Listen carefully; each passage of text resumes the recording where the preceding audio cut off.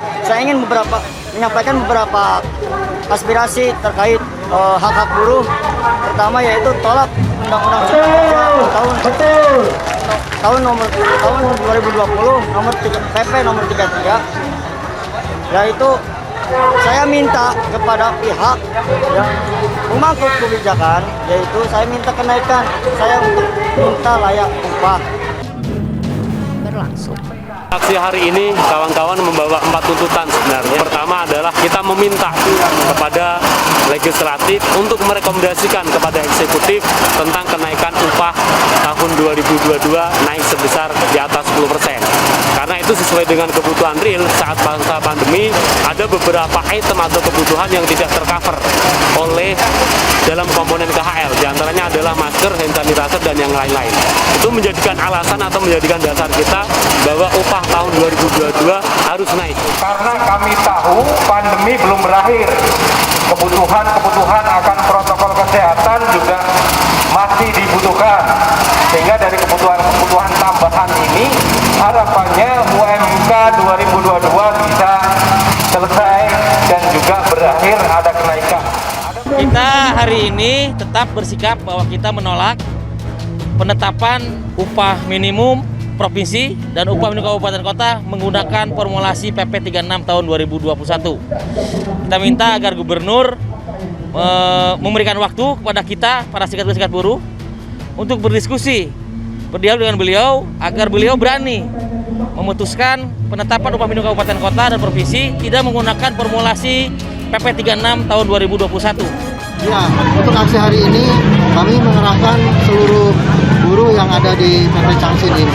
Karena mereka ingin berjuang demi masa depan keluarga dan anak cucunya, Pak. Otomatis berarti tidak ada produksi, Pak, hari ini? Tidak ada produksi. Buruh siap gabung Pemprov dan Rumah Dinas Gubernur Jabar. Beberapa hari yang lalu, para pimpinan Serikat Pekerja Serikat Buruh Jawa Barat mengadakan rapat koordinasi setelah sebelumnya melakukan audiensi dengan Dinas Tenaga Kerja Provinsi Jawa Barat. Berdasarkan informasi yang mereka sampaikan bahwa mereka terus berupaya agar dapat bertemu langsung dengan Gubernur Jawa Barat. Salah satunya dengan meminta bantuan kepada Kepala Dinas Tenaga Kerja Provinsi Jawa Barat. Akan tetapi menurut Kadis Jabar bahwa untuk saat ini sangat sulit untuk mempertemukan perwakilan pekerja buruh dengan Gubernur Jawa Barat. Dengan alasan Ridwan Kamil disibukkan dengan kegiatan-kegiatan lain. Melihat situasi dan kondisi serta perkembangan informasi tersebut, pada akhirnya puluhan serikat pekerja atau serikat buruh se-Jawa Barat bersepakat akan menggelar aksi unjuk rasa pada hari Selasa, Rabu, dan Kamis tanggal 28, 29, dan 30 Desember 2021. Selain pada tanggal tersebut, serikat pekerja atau serikat buruh yang tergabung dalam Konfederasi Serikat Pekerja Indonesia akan terlebih dahulu melakukan aksi unjuk rasa, yakni pada hari Kamis 23 Desember 2021, dengan tujuan ke kantor pemerintahan Provinsi Jawa Barat dan Rumah Dinas Gubernur Provinsi Jawa Barat, dan juga serentak di seluruh provinsi di Indonesia sesuai surat instruksi dari Dewan Pimpinan Pusat Federasi Serikat Pekerja Metal Indonesia. Aksi unjuk rasa ini diperkirakan akan melibatkan puluhan ribu massa aksi dari berbagai daerah di Jawa Barat. Massa aksi akan tumpah ruah ke jalan, bahkan tidak menutupi kemungkinan jalanan di kota Bandung akan lumpuh total. Dalam rencana aksi tersebut, para pekerja atau buruh menuntut agar Gubernur Jawa Barat segera merevisi surat keputusan upah minimum kabupaten kota tahun 2022 sesuai rekomendasi dari para bupati dan wali kota masing-masing atau minimal menaikkan di kisaran angka 5S/D 10%. Ratusan buruh dari Jepara menuntut kenaikan upah yang dirasa tidak layak di depan kantor Gubernur Jawa Tengah, Jalan Pahlawan, Kota Semarang, Jawa Tengah, Kamis 9 Desember.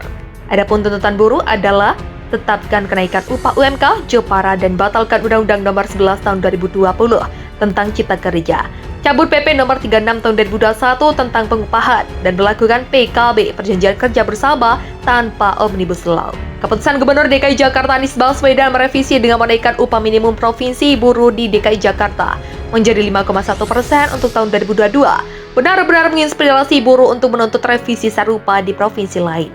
Para buruh yang tergabung Konfederasi Serikat Pekerja Indonesia sedang mempersiapkan aksi ke kantor gubernur yang belum melakukan revisi surat keputusan kenaikan upah minimum provinsi 2022. Selain itu, para buruh juga berencana melakukan aksi di kantor Asosiasi Pengusaha Indonesia.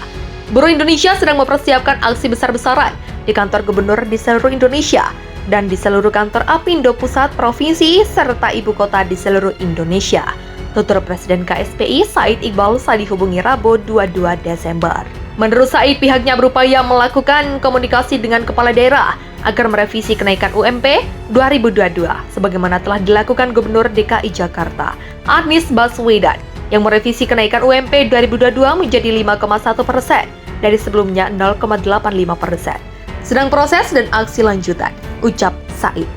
Ia menyebut keputusan Anies murni dilandasi pertimbangan keputusan Mahkamah Konstitusi nomor 7 dikaitkan PP nomor 36 tahun 2021. Juga didasari pertimbangan ekonomi bahwa setiap kenaikan upah minimum 5% akan meningkatkan daya beli 180 triliun, serta pertimbangan keadilan karena sebelumnya naik UMP DKI per hari setengah biaya toilet umum. Begitulah tuturnya. Geruduk KP3B, Sarjono, Gubernur kok takut dipecat. Ratusan buruh dari Federasi Serikat Pekerja Metal Indonesia, Kabupaten Garing Kota Tangerang dan Tangerang Selatan bersama KSPSI AGIAN dan perwakilan beberapa serikat pekerja lainnya kembali melakukan aksi unjuk rasa menuntut Gubernur Banten untuk merevisi LSK UMK Banten tahun 2022.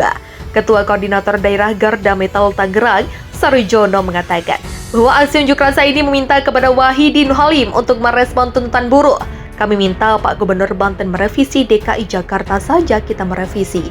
Ini kok Gubernur takut dipecat? Kata Sarjono saat berorasi di atas mobil komando Rabu 22 Desember. Dalam aksinya, masa aksi melakukan konvoi menggunakan sepeda motor dan mobil losbat menuju kantor pusat pemerintahan Provinsi Banten KP3B Kota Serang.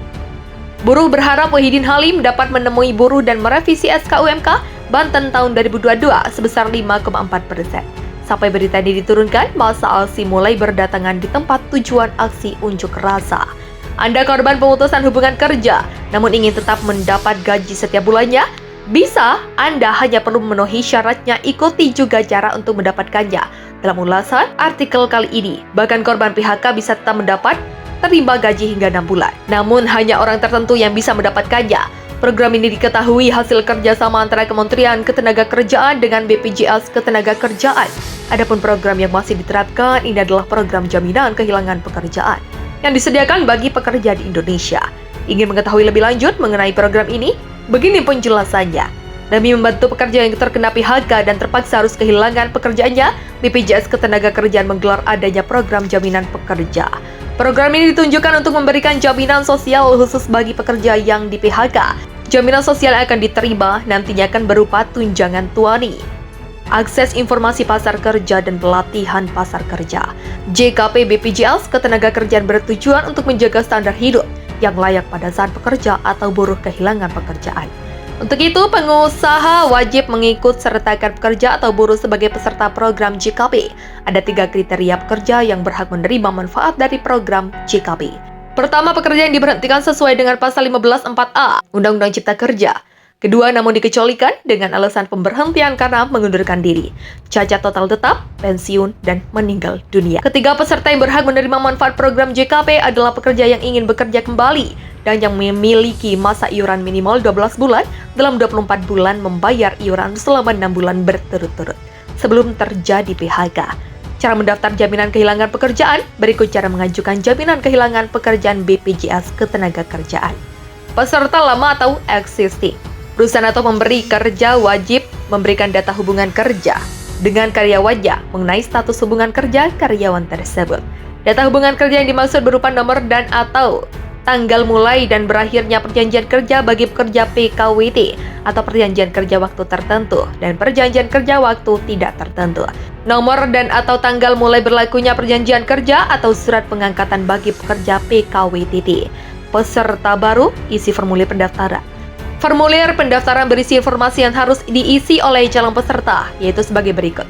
nama perusahaan, nama pekerja atau buruh, nomor ID atau induk kependudukan, tanggal lahir pekerja atau buruh, nomor dan atau tanggal mulai dan berakhirnya perjanjian kerja. Bagi pekerja atau buruh yang mempunyai hubungan kerja PKWT atau nomor dan atau tanggal mulai berlakunya perjanjian kerja atau surat pengangkatan bagi pekerja atau buruh yang memiliki hubungan kerja PKWTT.